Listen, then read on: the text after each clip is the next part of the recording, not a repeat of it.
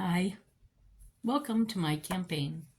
My name is Susan B. Lochocki, and I am running for President of the United States in the 2024 election.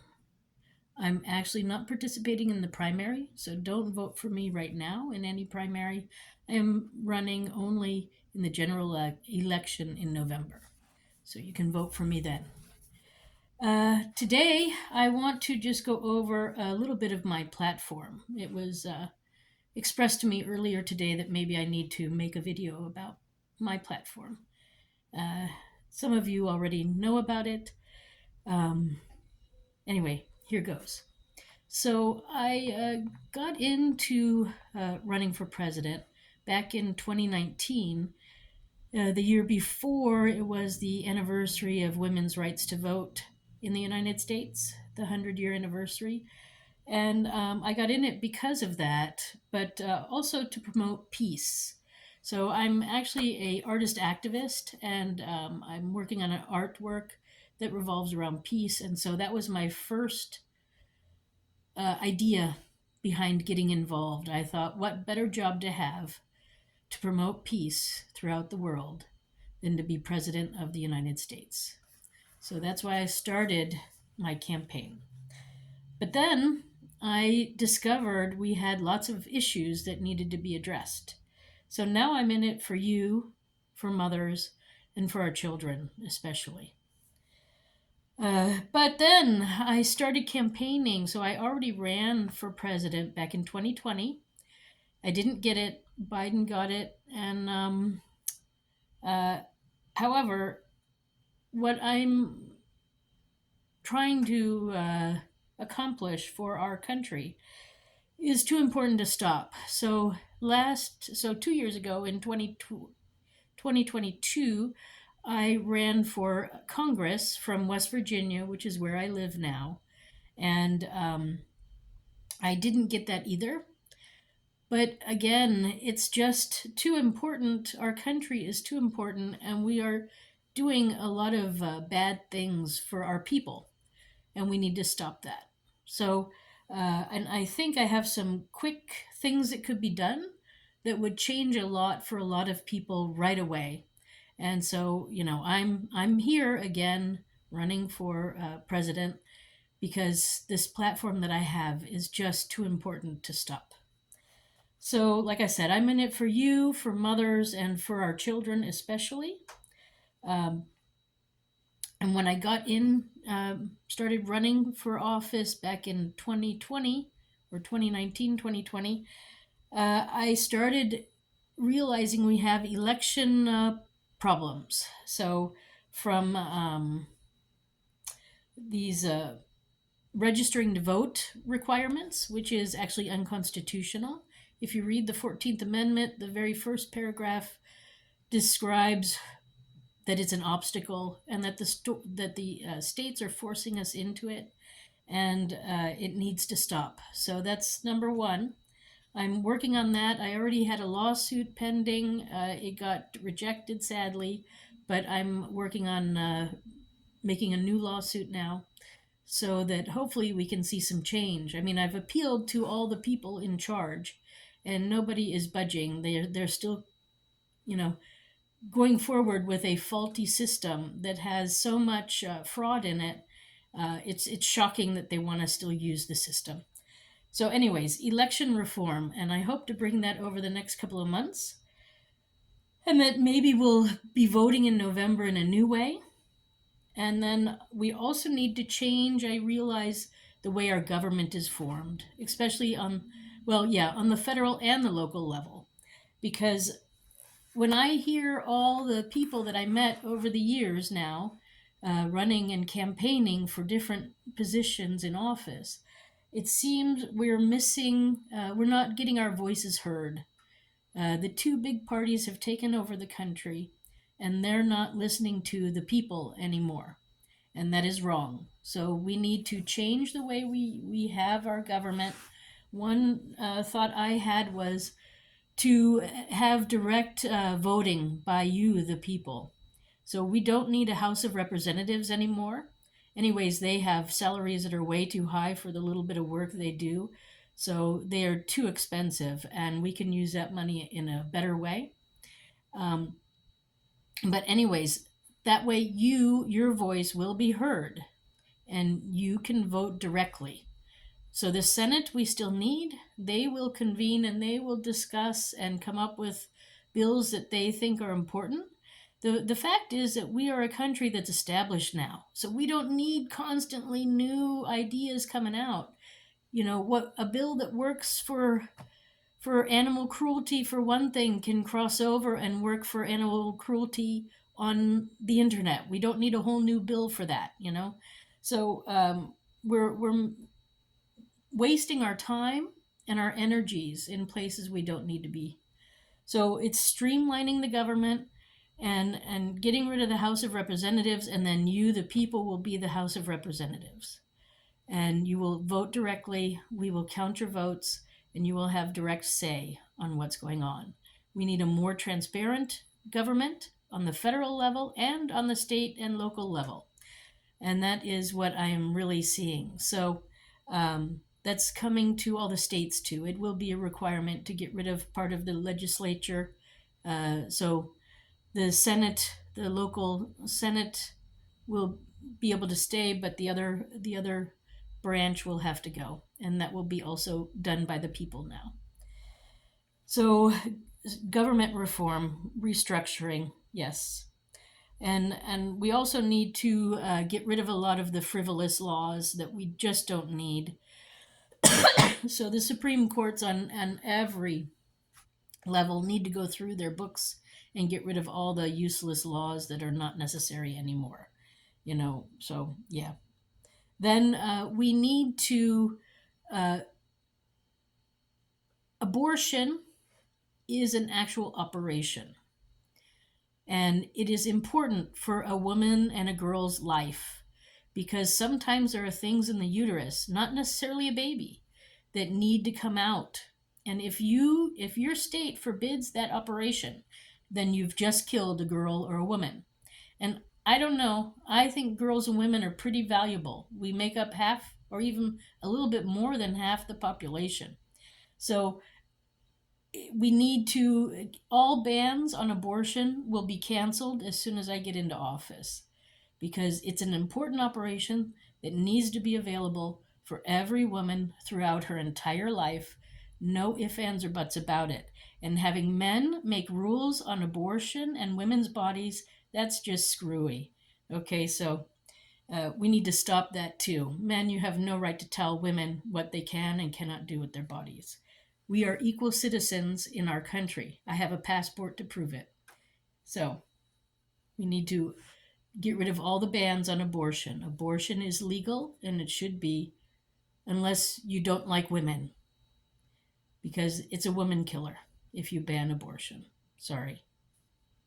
Then the other thing on women's issues is we need to bring mothers home.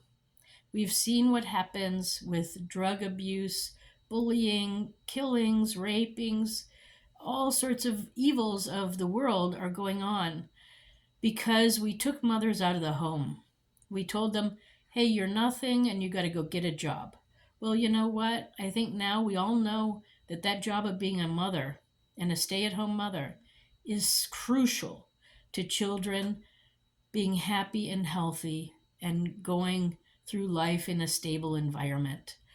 So we need to pay mothers a living salary, not the whatever system we have set up right now. It's not working and it's broken.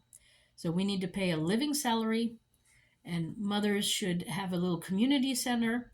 They'll go for training, and it'll be lifelong training because they're, every child's different, so they're going to need that. But yeah, so training will be involved, but also a pension and vacation time, all sorts of things. I'd also like to bring in like apprenticeship mothers. So maybe young girls or ladies who are thinking about becoming a mother, so they can start helping out current mothers at home and learning how to be a mother. And then when it's their turn, then they're ready. But it's also important to get on vitamins before you're even pregnant so that you have the healthiest child you can possibly have. So that our next generations will be healthy and happy and able to cope with life's challenges without medication. And then finally, the other part of helping our children, and this is the last thing I'll talk about, is we need to change our school system. We are the only country in the world that when our kids graduate from university, they are up to their eyeballs in debt. And then they're released out onto the world. Most colleges don't spend time teaching them how to work in an office, so a lot of them have never even worked a day in their life. So we are definitely doing something wrong. But then they have to compete with European or even Asian, children from all over the planet, and the other students don't have that. So we've gone wrong somewhere, and we have to change our way. So my first solution is we need to make it 100% mandatory that all children around the age of 14, 15, and 16 need to go and start an apprenticeship program somewhere in a field that they want to do, so that in 3 years they are actually at some level where they could actually be an electrician or a nurse of some sort, or um, even doing some architecture or working in construction or being a legal aid of some sort. And so by the time they reach adulthood, 18, then they're ready. They've learned how to make money, how to save money, how to work and be respectful and be useful in the society.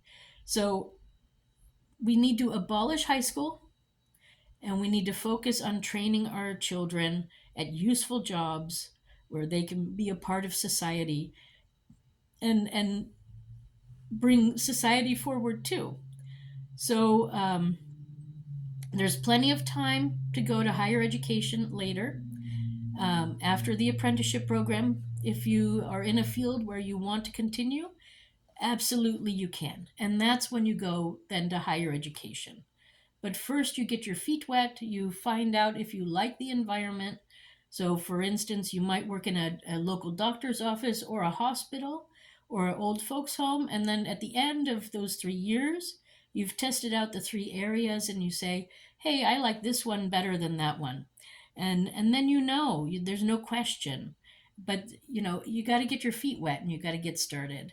And you have pride because you've earned some money, and you can even go on. You have money to go on vacation, and it's just a good environment. So it's a good way to learn how to have discipline, responsibility, and be educated. So it would be like 3 or 4 days a week you go and work in a location, and 1 or 2 days a week you go for school, for classroom, to learn whatever you need for that job, whether it's some sort of special math or mixing chemicals together, or if it's learning body parts and the muscle structures and all of that. So you'll learn the things that you need for that job. So it's job specific.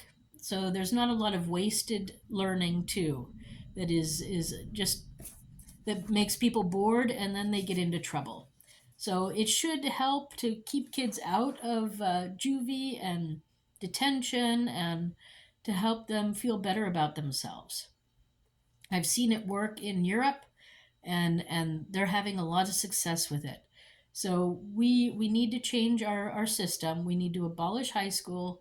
Junior high will be a sort of junior high mixed in with learning work skills, like how to write a cover letter and a resume, and how to respond, and how to write a thank you letter, and things of that nature. So this is my beginning of my platform. There's a lot more to it, and because our election system is so corrupt, there's so much corruption and so much fraud, I had to start there. So I got sidetracked onto that. But it's too important. We have a lot of illegal people in office currently, And the fact that they're still using the same system means that they agree with the fraud. And that's sad. So it's important that we get this accomplished first, and then we can work on the other things. But I am here. If you have any ideas or thoughts or things that I should be focused on, please leave me comments and messages. Don't forget to subscribe to my YouTube channel so you can always get the first videos. I wasn't thinking this would go so long, but it did. And if you have any questions regarding what I just talked about, please contact me and leave me a message, and I'll try to get back to you as soon as possible. All right. So the other thing is I have a website too where you can find out more about the voter fraud and the issues there. It's Susan for the number 4, that is USA.com. And I am Susan B. Lochocki. I am running for President of the United States. I'm going to be running as a write-in or as an independent, depending on the state, or maybe by that time things might change, but for right now, that's how I'm running. And it's the best way because my platform really doesn't fit into any party, but everybody seems to like it. So, yeah, so in November, you'll have to write my name in. So you can have a look at how to spell it. It doesn't have to be perfect when you write it in, but yeah, you do have to come somewhat close. All right. So, anyways, on that note, I'm going to say I wish you a nice evening. Thanks for stopping by. Take care. Bye for now.